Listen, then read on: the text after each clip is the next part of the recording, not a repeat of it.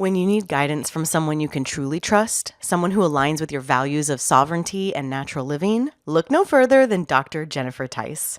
Dr. Jen's expertise in homeopathy and naturopathic family care is unmatched. She is my personal go-to when I need an opinion on how to best support my family and myself when we are healing. And something I'm always telling everyone about, Dr. Jen runs a very specific food intolerance test. Having this information has quite literally changed my life once I decided to take it seriously. Knowing what our specific foods were to avoid has radically improved the health of myself and my children. So if you're looking to uplevel your health, head over to drjennifertice.com and you can find her on Instagram at Dr. Jennifer Tice.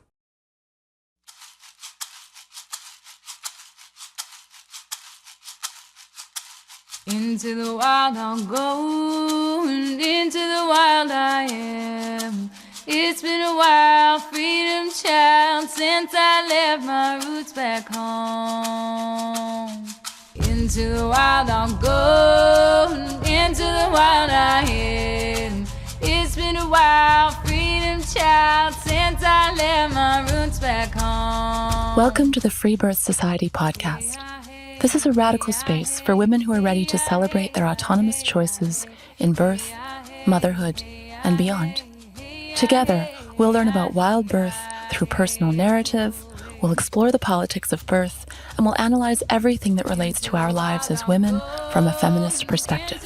Here's your host, Emily Saldea. It's been a while, freedom child, since I left my roots back home.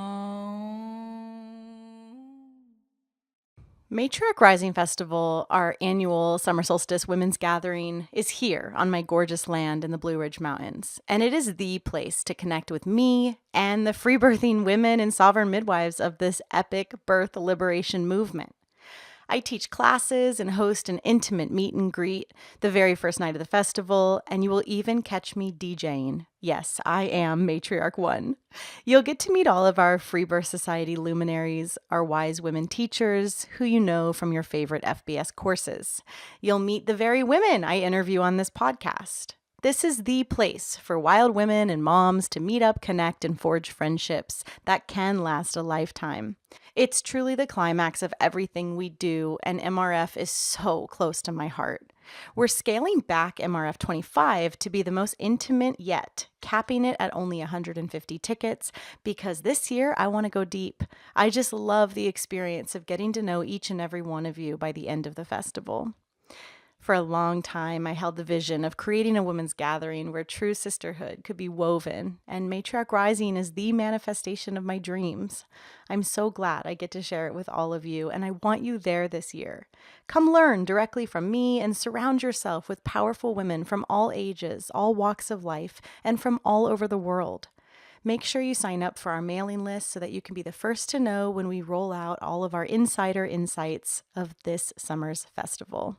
I'll see you soon. Every now and then, a product comes along that our entire family can't get enough of. And lately, it's MASA Chips. Delicious chips made the way food was meant to be. Just 3 simple ingredients: organic corn, salt, and beef tallow. No seed oils, no fillers, no ultra-processed garbage. Just real whole food that nourishes rather than depletes. What we put into our bodies matters. It affects our energy, our mood, our resilience. And yet, the food industry today is completely disconnected from what's real and nourishing. Just like birth, food is one of the most powerful ways to claim sovereignty over our bodies. And it's no surprise that a sovereign birthing family is who makes these chips. When you snack, snack on something real. Go to masachips.com/discount/freebirthsociety and use code freebirthsociety for 20% off your first order. Rosie! Emily, hi. We're doing it. We're here. We're doing it. I'm so excited to be here. So how many Matriarch Risings have you gone to? So far, 2. Okay, the last 2? The last 2, yeah. Okay, awesome. You're like a star in all of our photos. It's been so fun to look back on them. Yeah, it's really So fun. that's obviously how I met you. And I think you've spent some time in the lighthouse, Yes. right? And been Uh-huh. around the community. And I hope that you're going to come back this summer so that I can Absolutely. see you again. So we're going to get into your three beautiful stories. Just take us to the beginning. I know you have a 9-year-old, so you're pregnant 10 years ago. If that's assuming that was your first pregnancy, who are you 10 years ago as you enter motherhood, and just tell us about that first experience. Yeah, so I think actually I'm going to start a little before that, quite a bit before. At quitting high school, actually, I quit high school at 16, sophomore year, and you too. Love that. And so that was my first kind of experience of me really evaluating this system and realizing that it really wasn't for me. And I was starting to become miserable in there and just felt like I was wasting my precious lifetime away. And so I chose to quit. And my parents offered to, well, basically, in order for them to fully support my decision to leave, they offered to send me on an exchange program to Brazil for my senior year of high school. And so I decided to go. And in between quitting and then leaving for my trip, I had a year of unschooling myself. Mm. And so within that process, it was a ton of unlearning and of systems and beliefs that I had formed about life and myself and everything. And I really started to come back to my own like essence, essentially, and it prepared me for the trip. It was a big leap for me to leave my family and move abroad, and I didn't know the language either. And so off I go on this experience, and it is amazing, and all of these incredible things happen for me while I'm there, both good and bad. And while I was there, a neighbor was pregnant and planning a home birth. I was so intrigued by her and her pregnancy, and I had so many questions for her. But with this language barrier, I was just kind of left to wonder about them. And so I would like lay in my bed and just wonder about her and everything. The things that would come up in my mind is like, what does it feel like to be awaiting, like anticipating this huge event of birth before it's happening? And like, what does it feel like for her to be leaving maidenhood and stepping into mother? Does she realize that's even happening? If so, like, how is she okay with that? You know, just all of these things were swirling. And this is when I started to realize how transformative birth could be for us because I was really looking into it and questioning all of the things. And so she has the baby. I'm like filled with celebration. I'm so excited about it. And um, that is a big seed planted in me. I leave Brazil, I come back home. Wait, quick question. Do you know if she has a C-section? She has a home birth So with a that's midwife. unusual. Yeah, yes, yeah. She decides to have a home birth, and we ate at their house one night, and she was just big and beautiful, and just in awe of her and everything about her. And yeah, when I discovered that she had had the baby and it was beautiful, I was just very excited. And I could Mm. tell that like this amount of excitement was really just planting seeds in my heart of Hmm. like a bigger picture outside of her, kind of. And yeah, so that was really a really beautiful experience. And when I left Brazil and I come back home to Kentucky, my brother contacts me. He invites me to come support his wife of the birth of their first together. And so they want me to come and move to Florida, live with them, and be there for the end of her pregnancy and be at the birth and then help them postpartum. So I'm like so excited, and this feels like a really big pillar in my path. And a week into moving here, so now I'm about 18. I'm fresh from that whole experience abroad, and I meet my husband, Peter, here within a week. Whoa. He's a mutual friend of my sister-in-law and my brother. And so we quickly fall in love, actually. It starts off as a friendship, but we can both feel that more things are happening. And so anyway, I am there for the birth. It's an incredible experience. It's a home birth? It's a home birth with a midwife. And yeah, my niece is born, and they choose to name her after me. It was like the Oh most my God. amazing experience. Yeah. And my sister-in-law, it comes from a big Greek family, and she had everyone there at the birth. And it was just incredible. Like 40 people were there, and she wanted it this way. What? Yes, it was so nuts. And I just remember the women and my brother and the midwife were inside surrounding the birthing pool and just witnessing her. And all of the men were outside, like celebrating and smoking cigars. And it was just something that was so unfamiliar to me, and something that I knew maybe I wouldn't prefer for myself. But it was really cool to see her choose this and for it to like come to fruition. And she felt very supported, I could tell. And yeah, my niece was born. I see the whole thing. I leave that moment just feeling like birth is going to play such a big role in my life. And so sometime after that, I choose to attend a assistant midwife workshop at the farm in Tennessee with Ina May. And it was like a week long experience, and I left that feeling really informed, and I really enjoyed the experience actually at the time. But ultimately, after, I start to believe this story that I'm not going to be financially stable in the realm of birth if I go the route of just midwife.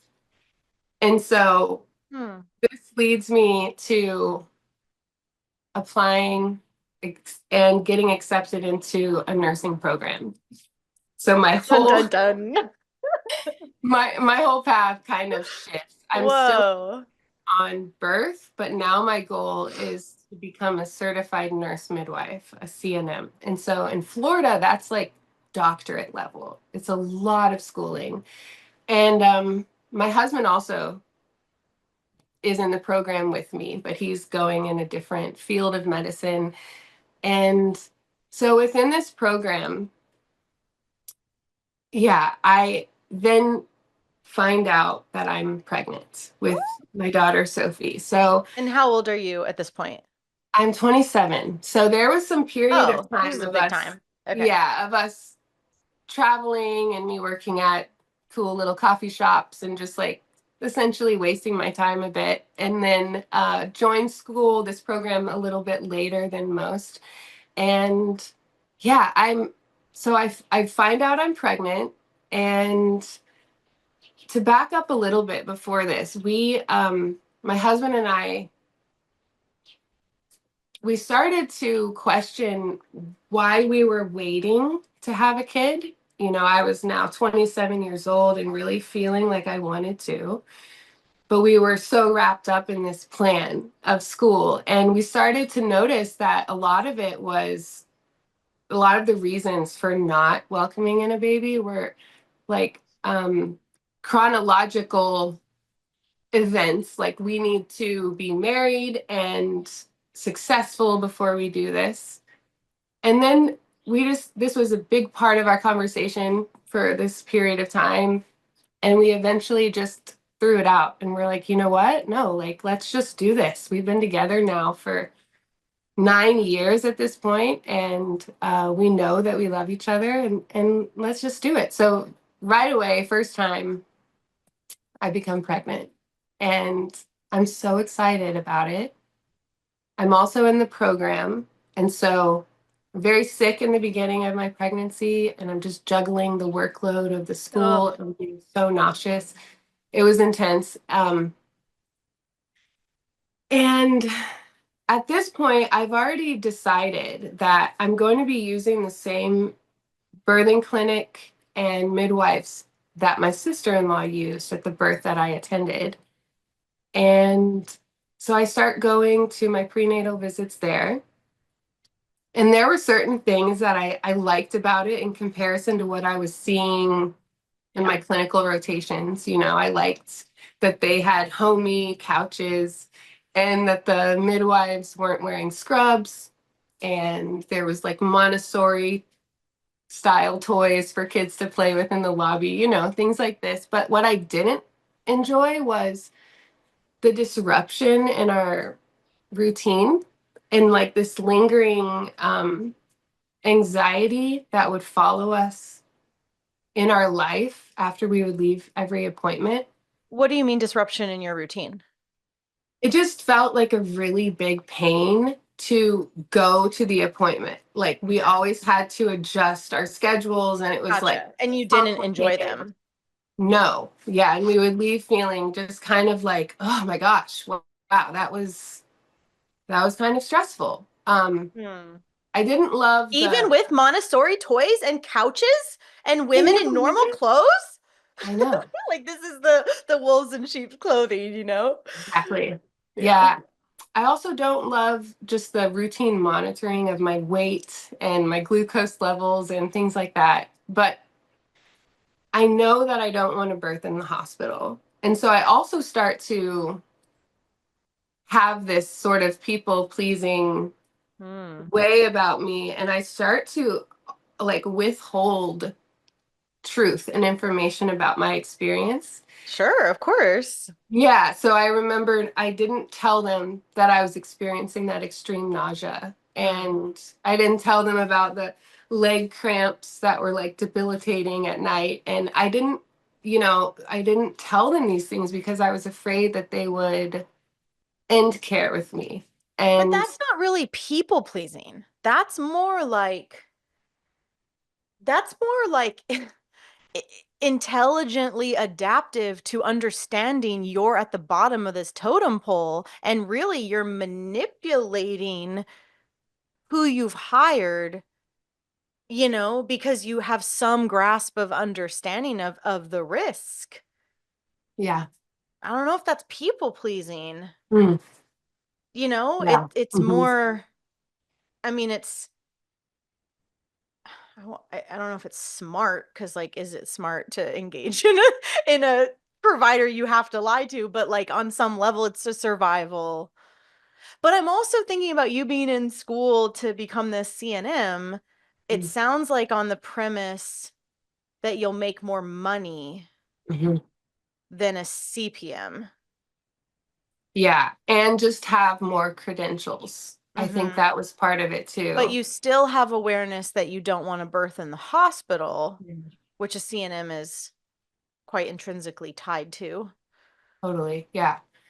Yeah. So I have this kind of big day Yeah. at school where I finally make it to the labor and delivery clinicals. It's the very last rotation and before we graduate. And I'm like very excited now. I'm in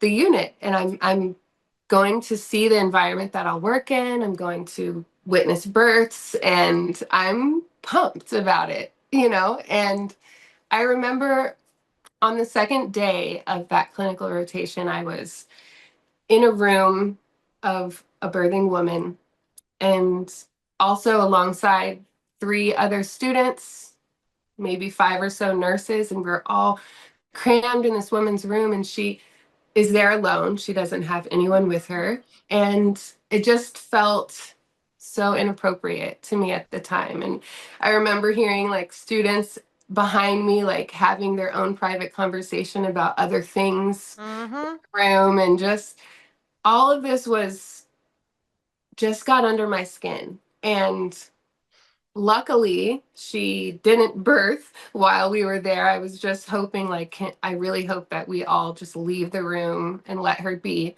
So the round of us left. I don't know what happened after, but I remember going back to the nurses' station and just hearing the way the nurses were speaking about her and about other women who were birthing. It was disgusting. It was so disgusting. And I couldn't believe it. I was like, how? Like, this is such a magical experience, and your job is to be a part of it. Like, how is this happening? And I also had this thought. I remember standing there and just this sinking feeling. This thought came to my mind of like, I would never birth here. The very simultaneously, a next thought enters me of like, and also, I never want to work in this environment either. No. So I go to the bathroom and I like slide down the wall. My belly's all big. And I just have this like moment of sinking into this anxiety of like, wow, okay, so this isn't my track either. Yeah. Okay, so I have to share this with my husband and my family that I know that I'm not going to do this. My husband also is having his own experience that is similar to that. He's starting to notice. So when I tell him, he's like, me too. He's feeling kind of relieved. Like, I'm glad you bring that up because I don't see this for myself either. So we're kind of like, well, shit, we've like invested so much effort and money. But okay, we're not going to do it. And But in a way, you could see it as you've invested in discovering your track, and getting a no is just as important as getting a yes. I mean, people get so attached to fulfilling the plan that they made up they were going to have, and then they lose the curiosity and kind of the point of the thing, which is to discover your yeses and your nos. I love that you guys discovered your nos together also, thank God. Like, what if he had been like so into it? I That would have been a know, huge yeah. problem. Yeah, I was so relieved. And Yeah. so was he that like we both were feeling this way and it kind of felt like, okay, as a team now we're gonna face this together and just we don't know where this is headed, but here we go. And so yeah, the program ends and my husband ends up getting a job at a drug rehabilitation center as a nurse. And I decide not to work as a nurse anywhere. He did this, I feel like, out of worry that we weren't going to be stable in any other way and we didn't have our plan set yet. He absolutely hated the job. It was awful. And so pretty much as soon as he gets hired, we're like trying to brainstorm and find a way that he can leave and we can do something else. So anyway, now I guess we can come to the day of the birth. And you're still with this CNM? Yes, yeah, Okay. and it's in a birthing center, and Hmm. so And why didn't you do it at home like the sister-in-law? so in the state of Florida at the time, I don't know if it was just this birthing center, if it was a rule altogether, but you couldn't give birth to your first at home. You had to do it at a birthing center. Wow. So with my sister-in-law, it was her second baby, and so I did want to have her at home, but that was the rule. And so um, I go into labor around 2 in the morning. And as I'm laying there in bed, I start to notice and feel, the low abdominal cramping, like sensations of heat kind of in that lower space. And still with my eyes closed, like all of a sudden this shot of adrenaline kind of rushes through my body of realizing like, whoa, is this labor? Oh my gosh, this is labor. And so that kind of wakes me up and I decide to not tell my husband and I just slink out to our living room and just use that time to calm myself down basically and settle into it. And so I'm rolling around on the ball sipping on coconut water in the darkness and dancing around, doing things until I can get back to like a calm state. And my husband wakes up and now I'm feeling better about it. And I let him know what's going on. And we just go about our day. And at some point we decide to take a walk and my sensations pick up. There's a few where I'm like kind of like, whoa, leaning over, like being consumed by them. So we come back home, call my mom, and she comes over, and her and my husband are just kind of alternating, giving me like compressions on my back and supporting me through each sensation. And I get into the bathtub and I start to notice that they're becoming more regular and more intense. And so I tell my mom, call the midwives at the birthing center and let them know we're coming. My husband gets me out of the bathtub into the truck and we leave my bubble, my sacred bubble. And as soon as we get on to the road, I go into transition. Yeah. And it was horrific. And I'm overstimulated by all of the lights. So at this point, it's around 10 p.m. And all of the bumps and the turns are just like horrible. And I just am sitting there with my eyes closed, trying not to let anything in. But I mean, it's happening. And so we get to the birthing center, and I have this huge release right at the steps of I'm just filled with fear suddenly. And I just embrace my husband. I just melt into his arms and cry. And I'm so scared. And I sit there with him for several minutes until I build up the courage to step into the door. Because I knew, like, once I go in, like, I'm going to be experiencing this very unknown, intense experience. And it really scared me. And Meaning the fear was about going into the birth center, not the fear of your next phase of birth, or maybe both. I think it was actually more about my next phase of birth. I think I was feeling really intimidated by what I was feeling now and knowing that it was going to become more intense. Yeah. And so I finally do build up the courage. We go in and I lay on the bed and she checks me for dilation and I'm already at 10. And she can also see baby's head or feel baby's head in my canal. And so I get myself up and into the tub and I tell my husband to get behind me. And then my parents arrive. I invited both my mom and my dad to come to the birth and be in the room. And they just kind of find their space on either side of the birth pool and just hold their ground and remain very quiet. And they were filming some and just being really present. I actually didn't notice them much at all.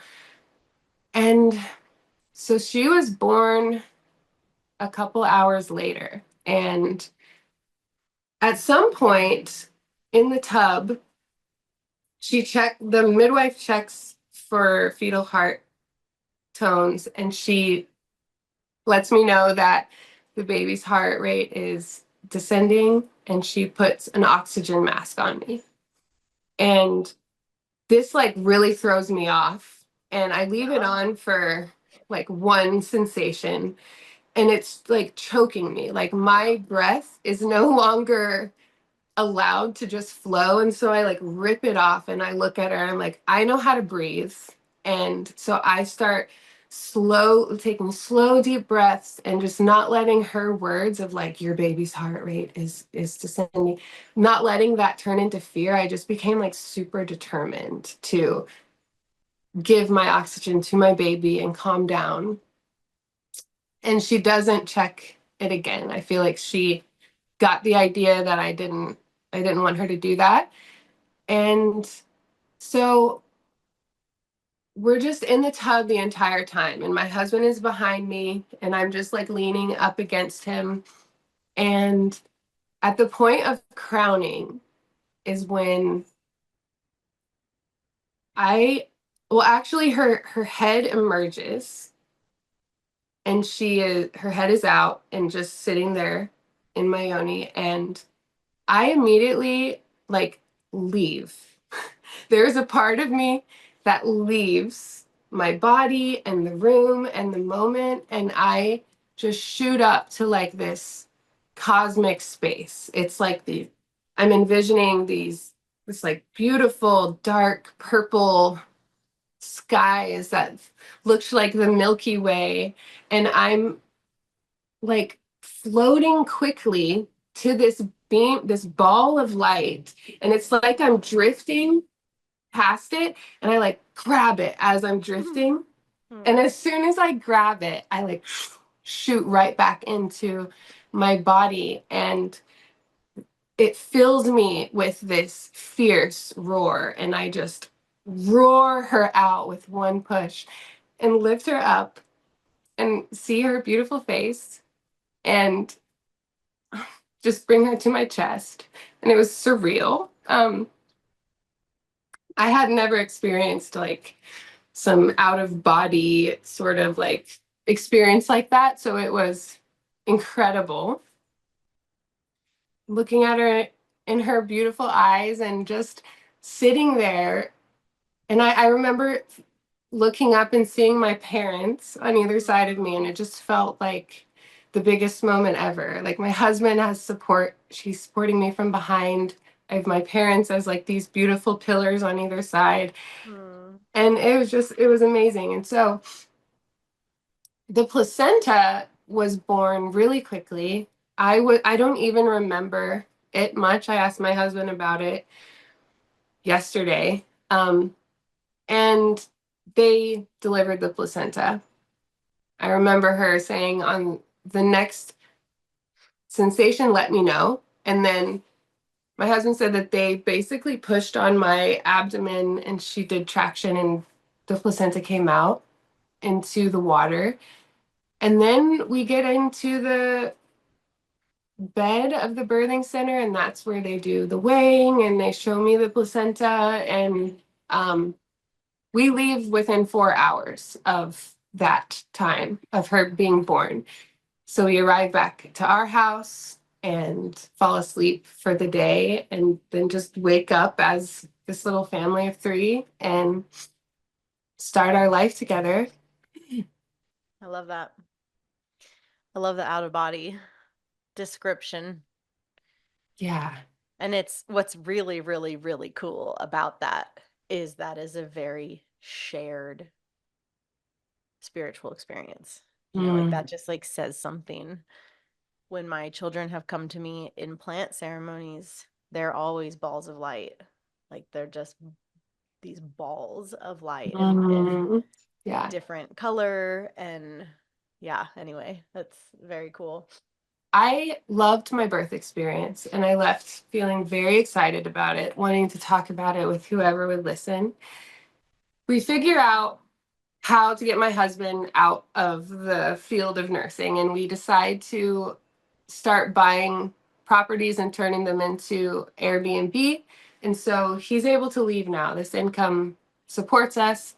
Nice. And now we're all together. Yeah, it was really wonderful. And in that, we decide, like, well, now that we're all together, like, let's take this to the next level. And we decide to travel. And we want to build out a van and travel around with Sophie. And this is kind of just being planted in our minds at this time. And we're thinking about it. And then we start to feel, or I start to feel my next baby around me. And I start to become open to having him. And basically a similar conversation happens between my husband and I, and we decide, you know, ultimately we technically aren't ready as far as what society feels, but let's just do it anyway and become pregnant immediately again. And my dynamic with my mom starts to take a turn. And I have a couple really big experiences, a couple big confrontations with her that really have scarred our relationship. Hmm. And so I'm starting to detach from her and everyone that I knew, and also like who I was. I'm starting to feel this separation happening slowly but surely. And when I become pregnant with Apollo, I decide for whatever reason to go. That birthing center closed down. I choose another one and I start care with them. And it's very similar. This one, we're planning on having him at home, and we block the calendar for Airbnb and we set up the birth space in our guest house. And that's where we're going to birth. The midwives are going to come to our house this time. And yeah, so Now that you're allowed to choose where you birth. exactly. Yeah. So I choose to do it at home in my own space. And yeah, so when I go into labor with Apollo, I decide a couple days before this that I'm not going to tell anyone this time and that it's going to look very different. And it was really just because of everything that had been happening within my family and with me and my mom. Just felt hostile and I just wanted to protect my space. And so I don't say anything. And I notice again, this is around 6 in the morning, similar sensations, the cramping, and I realize it. But this time I just decide to lay there in bed and instead of getting up and moving around. And I laid still for hours. And it was such a different experience, my early labor from my daughter Sophie, because I was in this like sleep wake meditative space of just laying still and feeling the sensations progressing and just staying silent and still. And at some point, and as I'm doing this, Sophie and my husband are like getting the last things together in the guest house. And at some point, while I'm alone in the room, I sort of build up the courage to feel inside of myself. And I say courage because I had an experience in my last birth where she said, "You can feel your baby. You can reach down and feel your baby." And I was like, no. Like, for whatever reason, I was like, absolutely not. Pretty much all It's women say no when someone tells them to do it. It's such a interesting. yeah, I mean, it makes sense though, because from the outside, I mean, so much about it is so infantilizing and offensive, like to be told and suggested that you touch your own vulva and Hmm. feel your own child at their pace when they think it's appropriate. Yeah. I mean, most of the time that I've ever seen a midwife or doctor suggest that, the woman just freezes and is like, no. Mm. But of course, when it's on your sovereign, autonomous, intuitive terms, of course, women reach down and touch their babies. Of course. Yeah. Yeah. So I do. I reach inside and I can feel his head. Ah! And it's still pretty far up there, but I holler out to my husband and I say, "I think I can feel his head. Do you want to feel?" And he's like, "Okay." And so he feels inside and he says, "Yes." And I try one more time, and as my fingers are on his head, a sensation comes and my fingers are being sort of pushed down with his head, and it was the most amazing feeling to really like connect the dots between this is really happening, a real person is there. Even though I knew this because I've already birthed, it was kind of like a But were you realizing. feeling, you were feeling the bag, right? Yes, Okay. yes. But it was hardness. It was definitely I could feel that it was hardness. And I decide at that point to go to the guest house. I tell him like, okay, let's go. And when I get into the room where I'm going to birth, I pretty much go into transition right away. And it's like night and day from what I had been experiencing all day, being in this still space. Now I'm like clawing my way around, and it is fully on. With my previous birth, it was very like blissful, and I was able to stay kind of ahead of the sensations almost. Like I was able to ride them, and I never allowed myself to fully fall into suffering.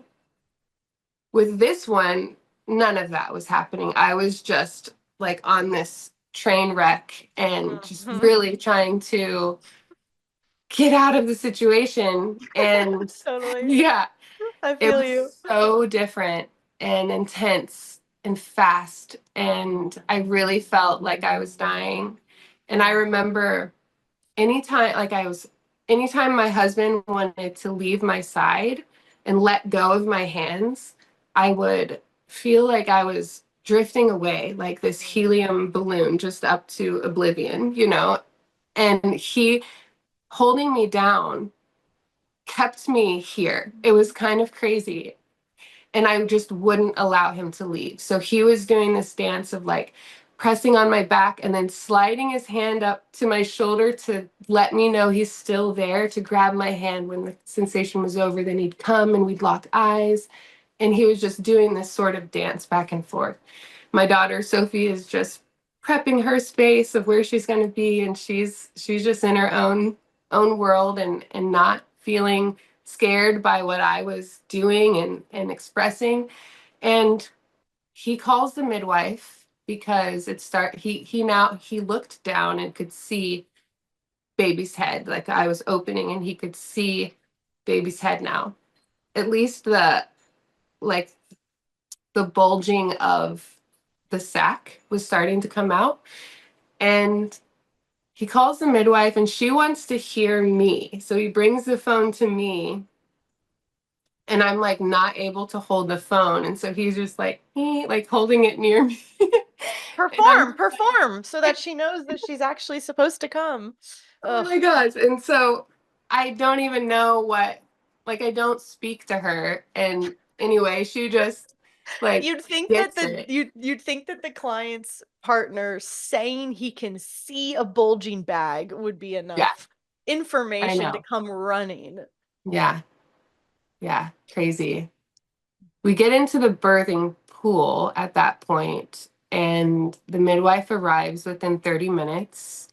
And I'm still just like, oh my God. It feels like my back is breaking, and so intense. As soon as they arrive, I remember having this moment of locking eyes with the midwife and just being like, help me, just like, please, please, please. And her coming in and locking eyes with me and um, kind of encouraging me to get through it. They didn't do much monitoring. They didn't really poke and prod me, which I'm thankful for now. But in that space, I just really wasn't aware of anything that was really going on.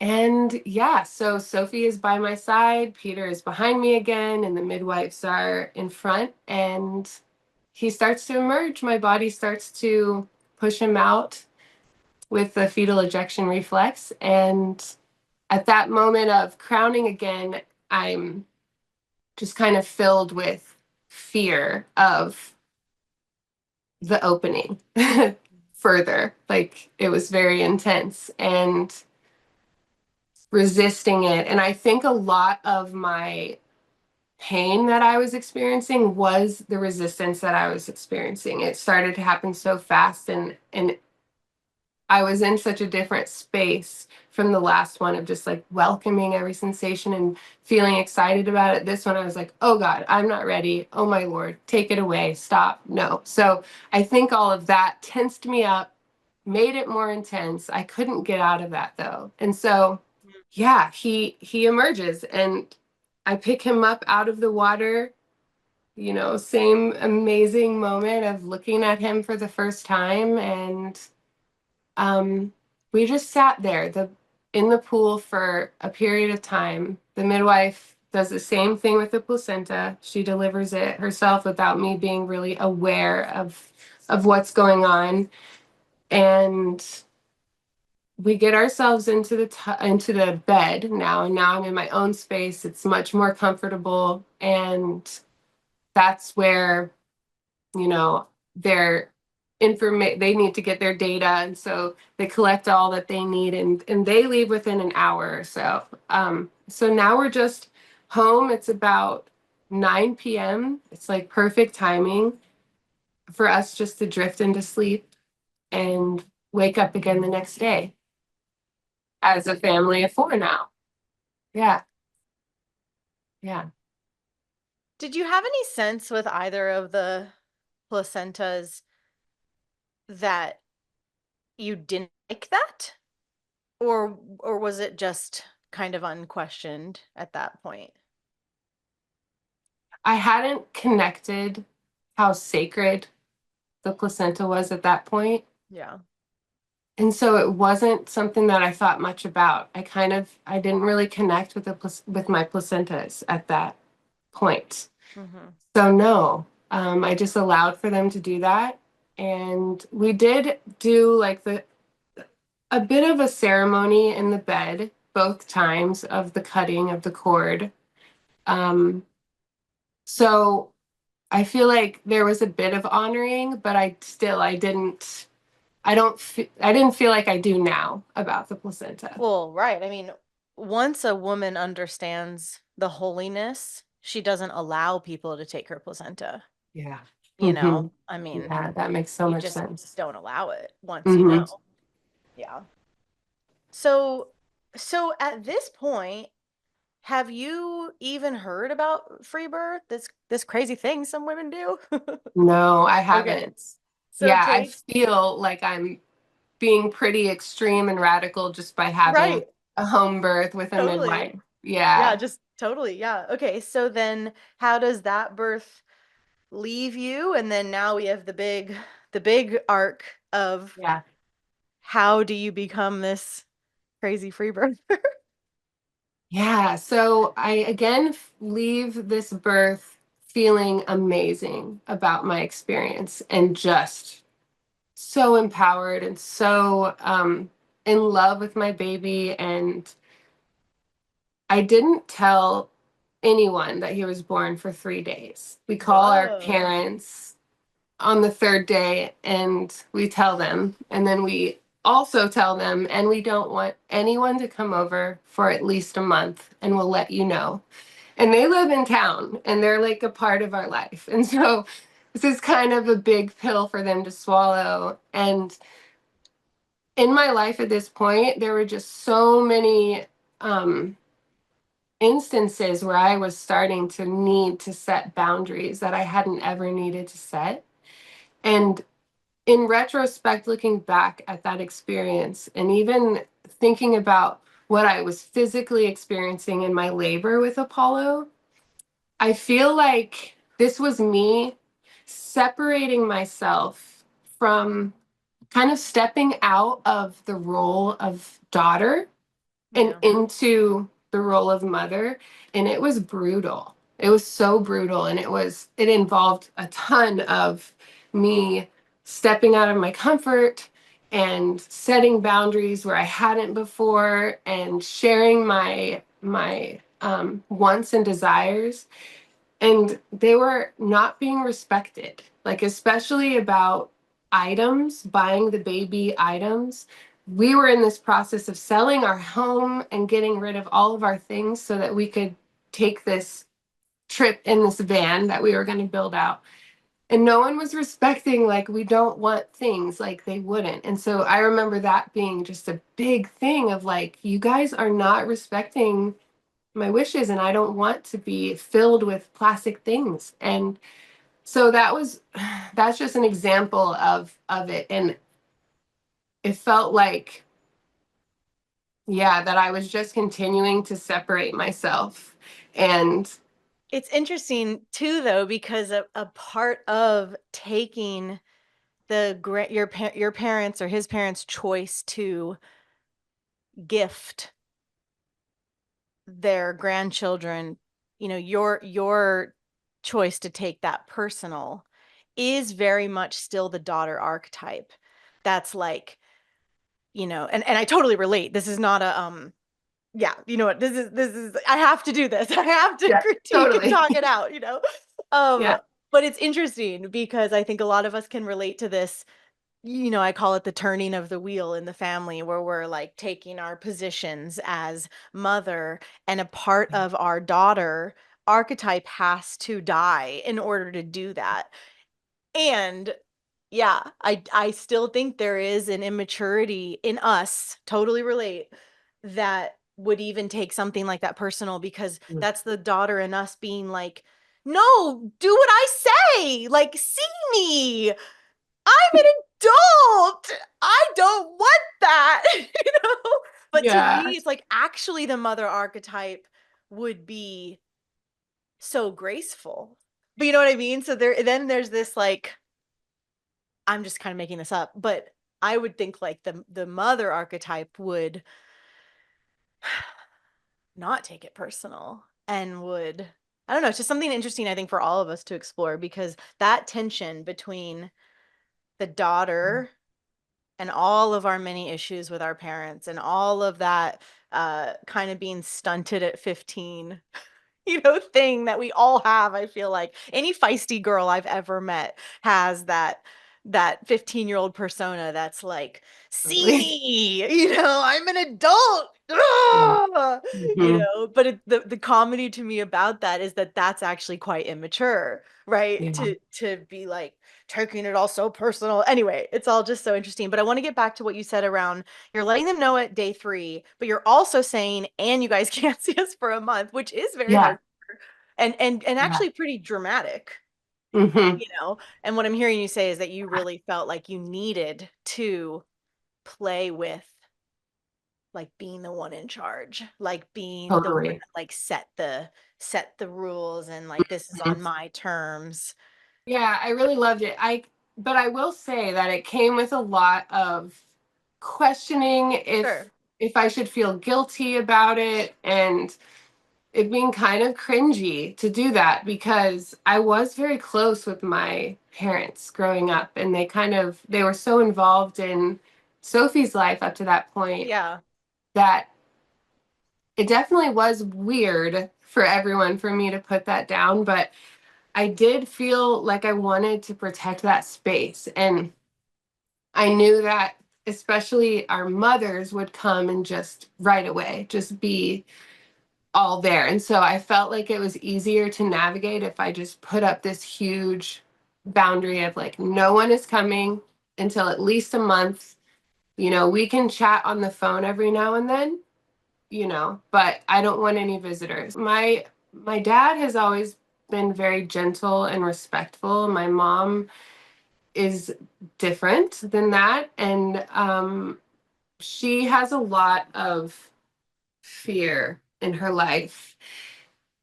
And although she did a great job at my first birth and just Right. staying really quiet and present, because of the huge confrontations that we had had and that scarring of our relationship, it just no longer felt Yeah. pure Yeah. anymore. Yeah, and so Oh, it's so that layered, was isn't it? it is, and it was really devastating actually, that I was choosing to set these boundaries, but also empowering. I felt excited that I now like had this voice that I was using, and they don't come for a month. Once they do, I don't really remember that much. It's just that they meet baby and we just all move on. And but still, definitely like some hostility is still there with my mom and I, and they have a lot of resistance to us wanting to travel in the van with the kids. They have a lot of opinions about that, and we just This is what we need to remember when our kids are grown. The number one quickest way to alienate your adult daughter is to judge her life. It's just the quickest way. And it's so sad. It's so depressing because these parents want to be involved. They love you very much. That they love their grandkids very much. And this is such a common thing that I see again and again and again in my sisters' lives, of like exactly what you're describing. This like critical, judgmental, inserting their own fear and opinion into the adult daughter's life. And like, duh, 100% of the time, as a woman is trying to claim herself and claim her wife, position and her mother position, what's going to happen is the parents are going to be alienated Hmm. because they Yeah. have to be. Who Yeah. wants to who Exactly. can figure themselves out while they're being constantly judged by their parents, which are like one of the most important, roles in our lives. It's so, whenever I hear stuff like this, I'm always like, God, I need to remember that. Like, I intend to be very close to my adult children, and Awesome. I won't get that if I am a judgy bitch. Hmm. I feel like you and I are doing work that our parents didn't do, Didn't do. maybe. Yeah. So it's possible. So We shall see. do you actually wind up doing the van thing? We do. So Apollo is about 6 months old when we finished the van. It took us 2 months to build it out ourselves. And we hit the road. We take off and it's really amazing, super challenging. Yeah, it was something. And about 6 months into our trip, we find out that my dad has passed away Oh unexpectedly. shit. Yes, yeah. And this is Whoa. crushing for me. Yeah, very devastating. And we're still on the road. And um, we continue to be on the road for it's a total of 3 years that we're traveling in the van. And so now I've got like 2.5 years after my dad has passed of just like being in this new darkness that I've never Mm, experienced. And the grief process there was so intense because,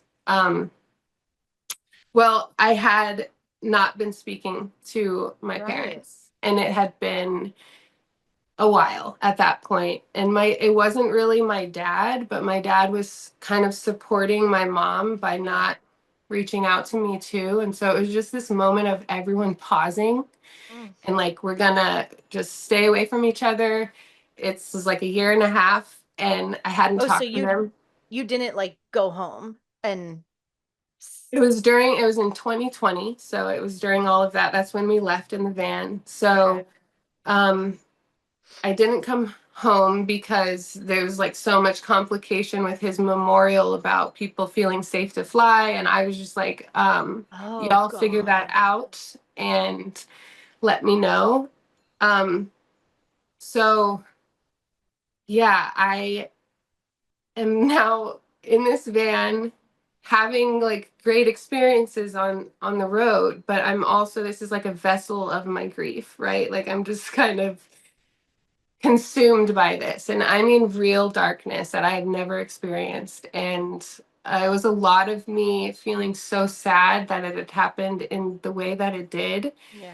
And um during that time, I lost all connection with anyone. Also, with my mom, just completely cut off. Extended family, didn't hear from anyone. Like, no one reached out. I wasn't speaking with anyone. What about your brother? No, no one. Hmm. It was really bizarre. It felt like I was in the Twilight Zone, honestly. It was like a lot of me feeling like a victim for sure of just like where is everybody, why isn't anyone here, and then me not really reaching out either. So And it was just was this how much did this have to do with everyone buying into the circus of COVID and you not? a lot. Yeah. Yeah, a lot. because we're kind of floating around during the pandemic in this van, and we're starting to realize like, wow, there's so many other ways of doing and feeling and thinking about life. Like that's what we're experiencing, while everyone else is experiencing this like closing in and tunnel vision now and lots of fear. And we just weren't, but I was experiencing major sadness and feeling very alone and questioning like what even is life. Like everything was so confusing to me, and it was kind of in those moments where I started to harness curiosity for me, because I it felt like it was this curiosity was this way out of my darkness. It was like this gentle way for me to get out of the darkness, because I started to just be curious about my experience and where even did my dad go. Like for the longest time I was stuck in this process of grief of like, he's missing, he disappeared, like where the fuck did he go? And I was stuck there for so long, and it really shook me up. And so, um, anyway, we end up starting to feel like the van experience is coming to an end. We're not enjoying it as much anymore. And we start to look around the Asheville, North Carolina area to rent and stop traveling. And at that point, it was really hard to get a rental in Asheville. It was like weirdly competitive. And so we just we couldn't get into a place. And I am now discovered that I am pregnant with Andre in this moment. And so when gosh, my order is kind of jumbling up right here, but I do want to say, to step back, during that period of curiosity, I started like diving into all kinds of things. And I remember it was in this, I was actually watching a Kim Anami podcast that you were on, and I was sitting in my garden bed. I can see it from here. And it was something like, what is free birth?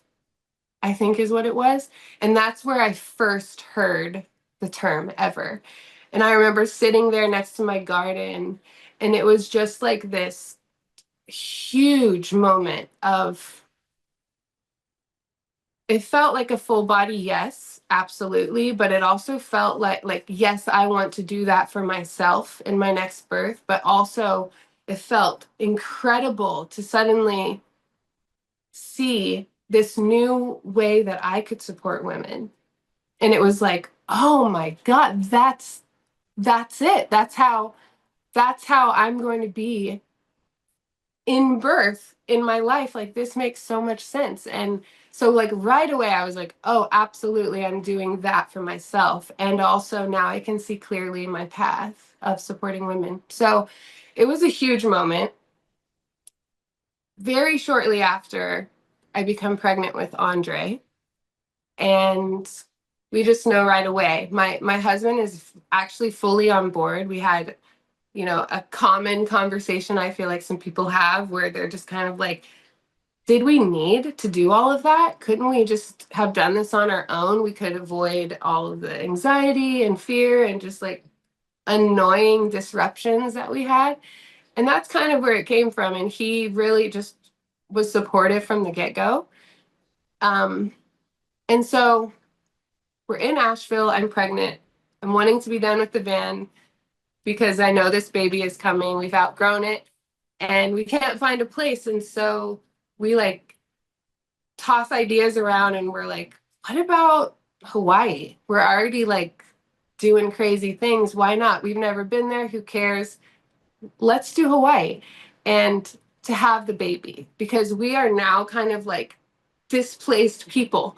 Like we're kind of in between, like living in the van and having a place. And so we have to decide, where are we going to have this baby? And we choose Hawaii. What island? We don't want to do this, but we end up picking Oahu because we bring our huge German Shepherd was a nightmare. And I really wanted to go to Maui, but there was like complications. They wouldn't let such a large dog fly from Oahu to any other island. So we were on Oahu, and that's what we chose because we chose to bring our dog with us. We were under the assumption that we were moving there. Like, so it felt like this really big move, and we brought all of our things and our dog. And so, yeah, we arrive to Hawaii at the end of my pregnancy, so just like a month before birth. And at this time, I'm in the membership. I'm attending a lot of the calls, making a lot of connections with women, and just really preparing for the free birth and feeling really excited about it. Once we arrive to Hawaii, I'm just in the condo. Peter and my kids are exploring a bit, and I don't go anywhere. I'm just there in this And condo. So you're living off of your Airbnb money? yeah, Okay. yes, and us selling our houses. We sold 2 houses, and so we're still just like doing that. And we rent an Airbnb there to live in and to birth in.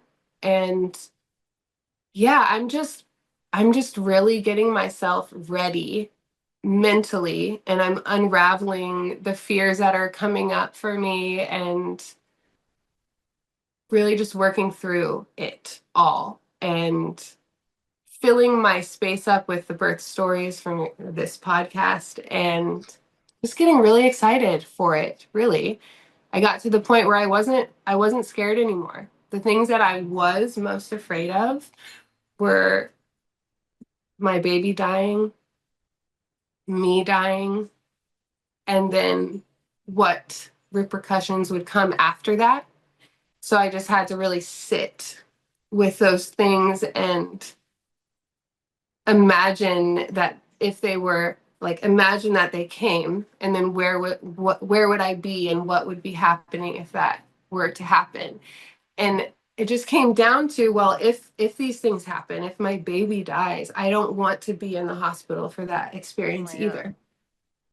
And that's ultimately what it ended up like. I just kind of unpacked and unraveled all of the fears that I had around it, and they all just ended up being, well, I would want to be it just us at home anyway. So then like coming to the decision of it after all of that work was really simple. It was like, okay, this is simple. I'm still going to choose this. And so yeah, But it also sounds like you had some already pretty deprogrammed, um, how would I say it? Like when you were talking about you and your husband kind of being like, well, the medical midwifery care was kind of just annoying. Like that implies that you guys were no longer captured by the idea that at least she was there because she kept you safe. right. You know what I Hmm. mean? Because that's why Yeah. everyone puts up with all that shit. No one like likes the continuous monitoring or being constantly fingered or being told to get out of the tub or having their placenta ripped out. Like no one likes that. They just Hmm. put up with it because they believe that the midwife being there somehow increases the chance of mother baby survival. Even though Yeah. statistically, where is that true? Where is that proven? It's not. Right. But women and partners who are no longer captured by that, once you kind of move past that idea, consciously or not, then it just says a lot that it's like, oh yeah, that actually was kind of annoying because that means, you get what I'm saying? That means that the Yeah. Hmm. captured, concept wasn't there anymore, whether you were super cognitive of that or not.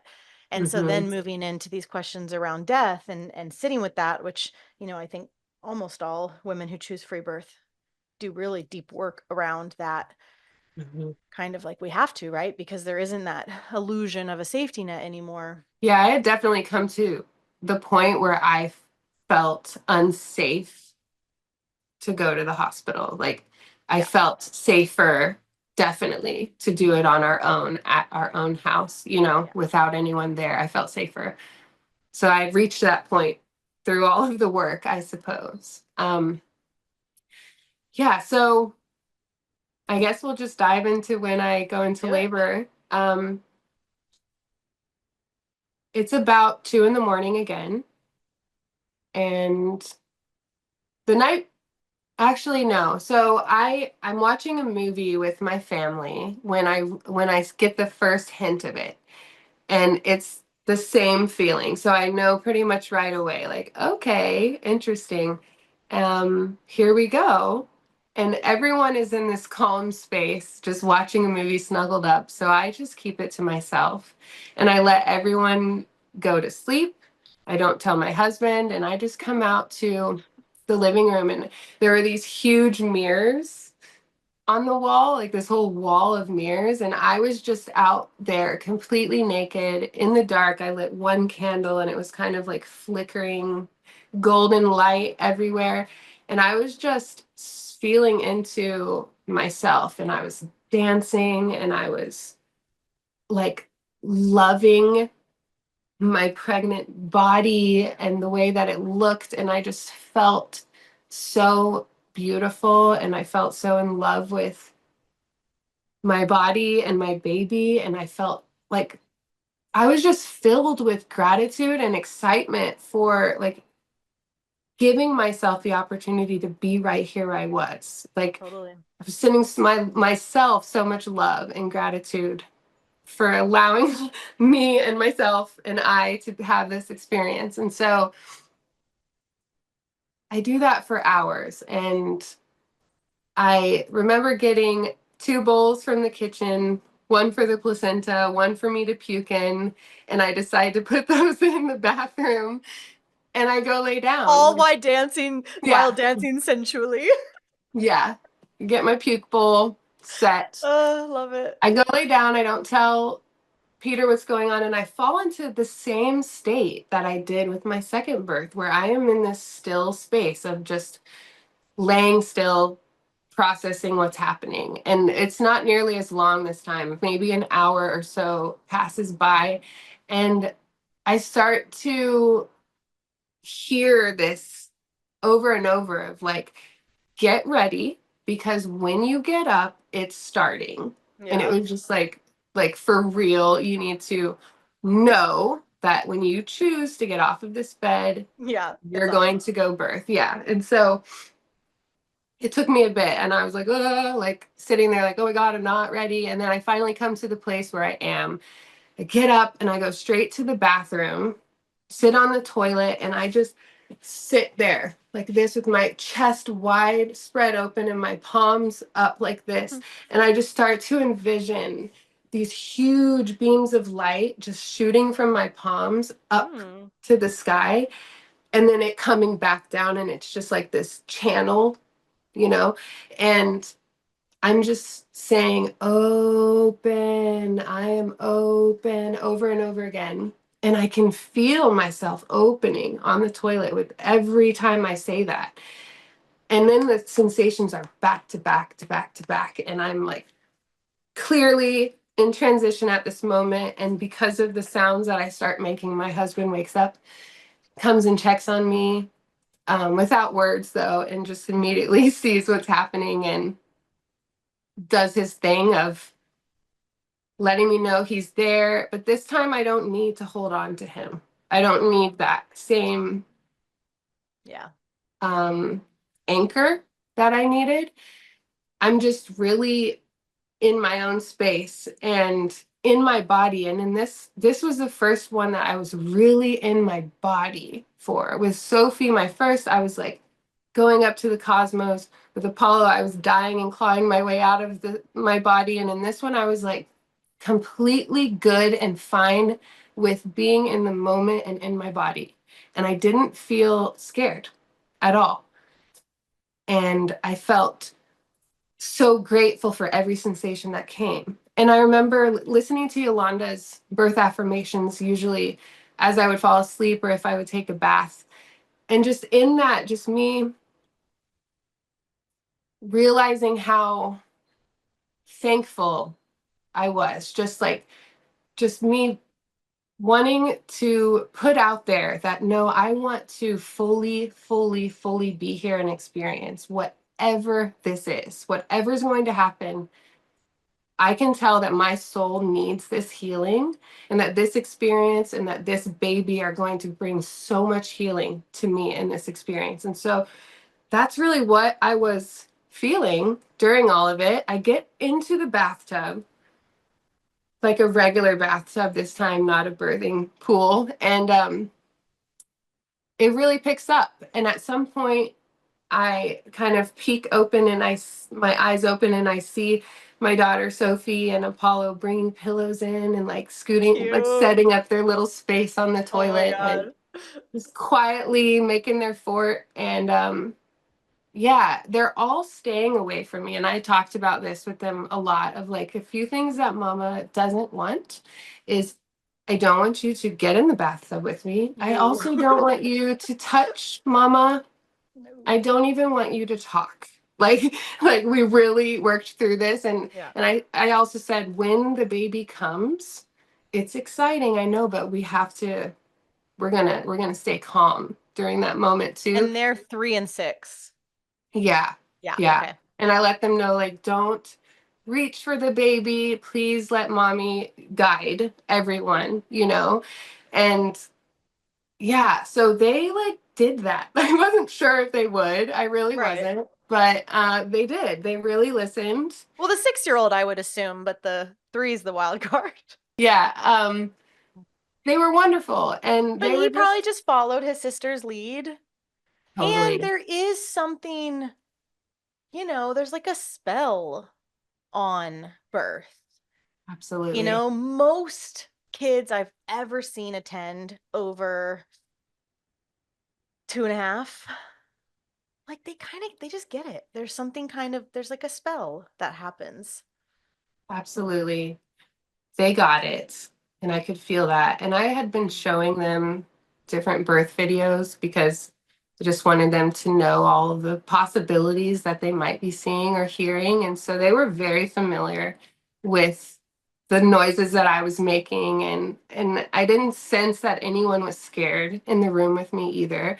But I was just staying very my eyes closed and in my own space, making a lot of noise. But it was controlled. It was like deep primal roars this time rather than like help me, Mm-hmm. it was different. And I realized that he was starting to crown. And so I was just like leaning back in the bathtub and I decided to get up into a squat and I've got my elbows on either side of the tub. And I'm not saying anything to anyone, but I start breathing differently and my body starts pushing on its own.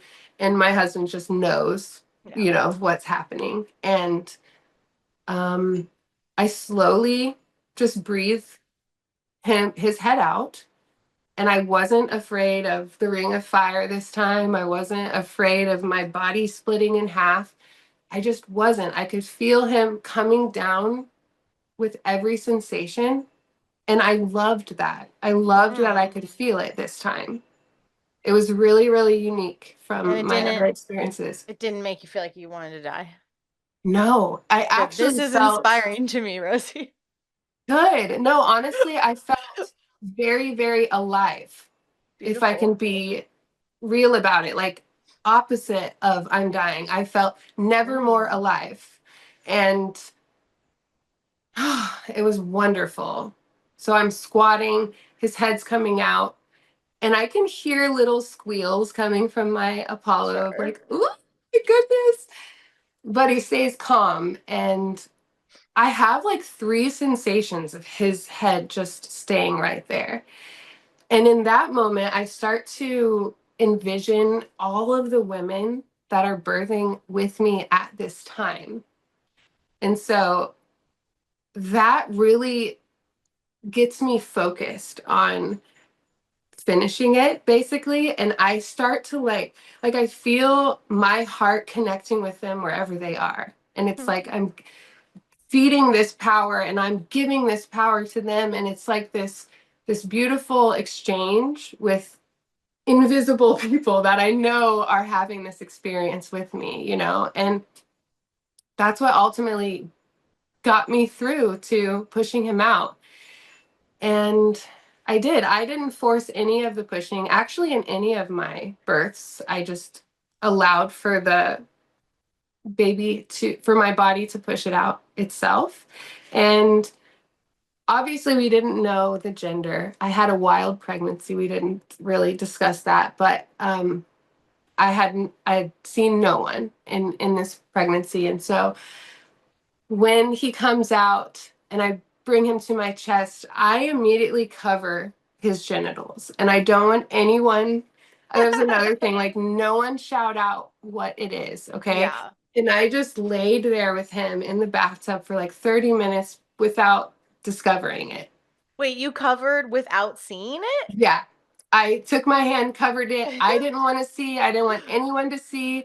And I just held him to me and just connected with him on like soul to soul level. And it felt like really important to me in that moment to not put any labels on anybody yet. And like just simply feel him and connect with him and like welcome him to the world. But anyway, I laying there, I did a secret peek and I peeked and I fall back into it. And I'm like, oh my God, I know it's my son now. Wow. And I'm having this moment all to myself and they're there, but they don't know it. And I'm like, just like falling deeper and deeper and deeper in love with him with every like breath that I take. And it just feels like it makes so much sense that he's a boy. And we get out of the bath into the tub and then we're laying there for a very short period of time and I start to feel sensations again and a heaviness like on my yoni and I'm getting very uncomfortable. And so I tell my husband the placenta wants to come out, go get that bowl. And while holding Andre, I just step off of the bed and keep kind of like one elbow on the bed and I'm squatting and my husband just holds the bowl under and it just falls into Nice. the bowl. There was no issue whatever about it. Yeah. And so after that, we laid in the bed and that's when I'm like, are you ready to find out what he is, what the baby is? And everyone's like, of course. And we do that. And it's like this most beautiful celebration on the bed. And he's now like 45 minutes old and everyone's discovering they have a brother and a son. And it was just amazing. And we lay there. My husband makes breakfast. My kids go watch cartoons and our day just really continues. And I do remember feeling like that was so simple and I was expecting it to be epic. And it felt a little weird that it was so simple. Like it kind of messed with me a little bit. Like, what? Like it's done? Like I've been preparing for this for so long. But also I could feel that it was like healing that was going to take place over a period of time. I could also feel that. And now that I can look back in retrospect, I can see like the massive transformation that has happened since then and the healing that's occurred since birth. But in the moment, it was kind of like, that was really simple. Like, But in a way, to me, like when I hear that, I think that is you becoming wild.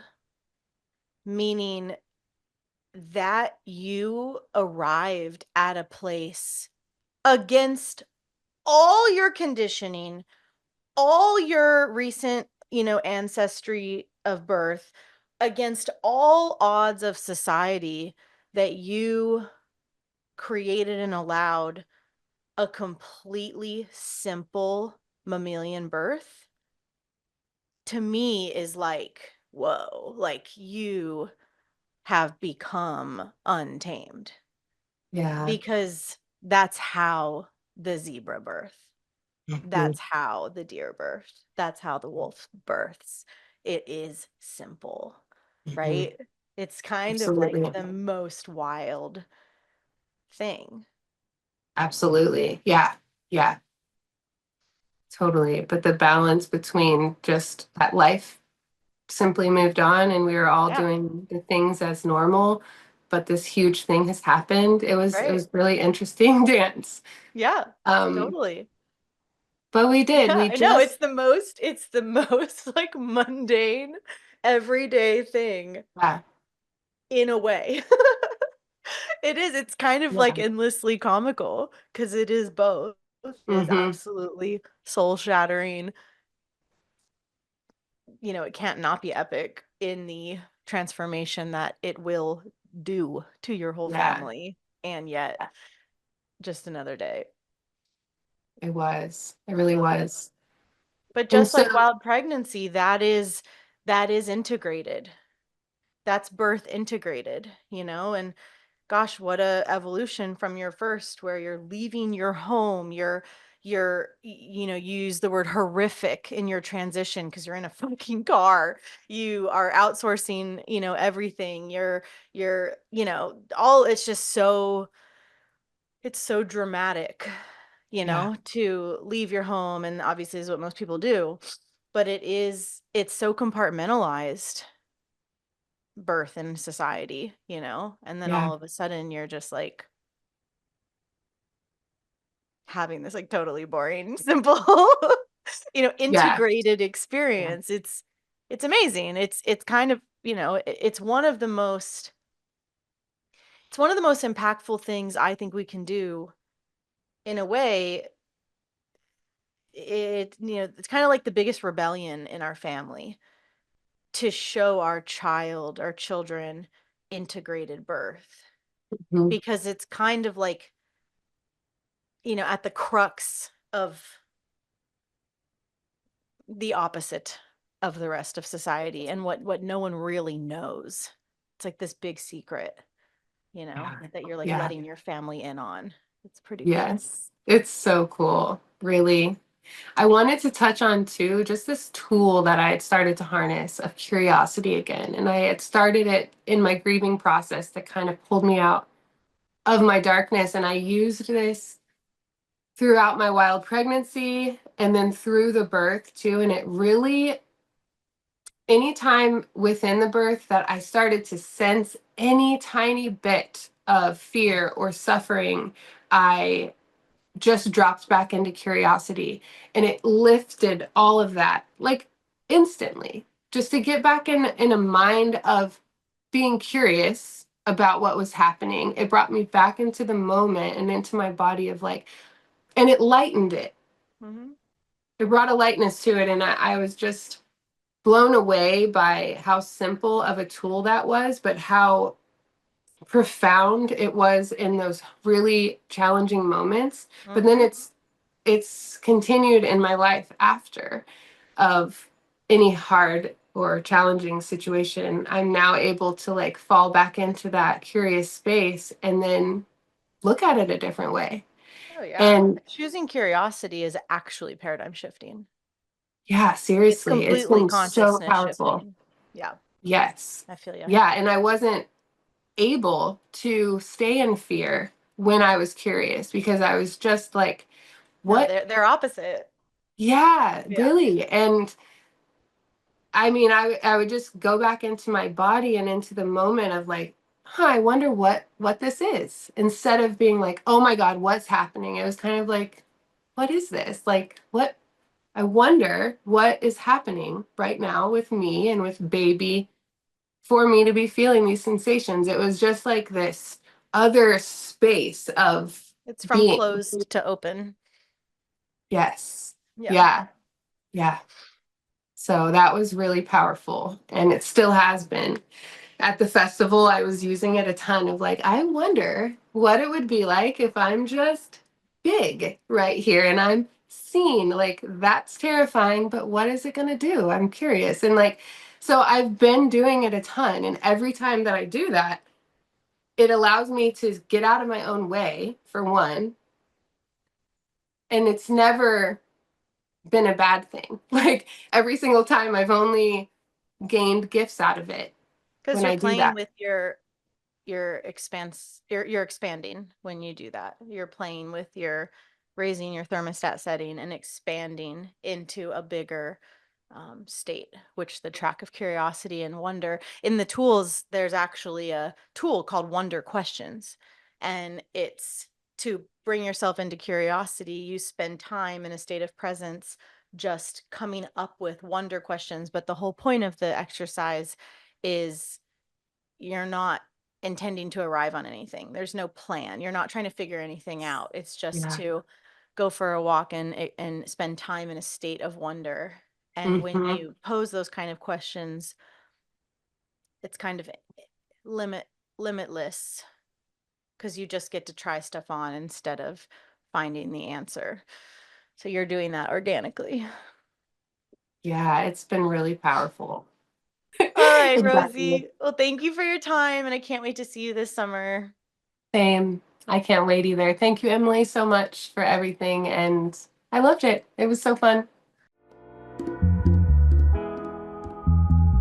I hope you enjoyed the show today. You can support this podcast by donating to it through the link in the show notes below. And of course, leaving an awesome review on whatever platform you listen on. The more reviews, the more visibility the show gets. So let's spread the good word of sovereign birth. Don't forget, you can watch our podcast interviews on YouTube and see the women as they tell their birth and power stories. And you'll also find our viral free birth collection of epic, raw birth videos on our YouTube. Make sure you're subscribed to our channel. We've always got a lot going on at Freebirth Society, and you can find out all about it at freebirthsociety.com, at Freebirth Society on Instagram, and opt in to my newsletter below. We offer courses on free birth, authentic midwifery, the blood mysteries, as well as one-on-one coaching, in-person retreats, and of course our annual women's gathering, the Matriarch Rising Festival. Our exclusive, private, vetted membership, The Lighthouse, is definitely something to check out if you're looking for a community of wise sisters to get guidance from and to meet in real life. Together we rise, sisters. We must speak our stories, fully claim our lives, and support one another. This is the living revolution, and I am so grateful to be in it with all of you. I'll leave you with our gorgeous Freebirth Society theme song, Wild Woman by Aruba Red. I honor you for the wisdom you held, the ancient traditions of plant medicine and womb magic. I feel the spirit of the ancestors as I place my hands upon my belly. This sacred portal will be honored. Eons upon light beams of survival, withstanding the eradication of our power by design. I will not allow the separation of our young to be forced upon me. My sisters will no longer birth in captivity. The picket line redefined from burning our wild women to paralyzing us and drugging our babes. Strapped down in a clinical white bed, drying up the milk from our breasts, keep your needles. My family will never again be doomed to chase those dragons or your poison. We reject your fear. We choose love. Everything with intention. Death, ascension. I will fly and bring her back from the stars. Conscious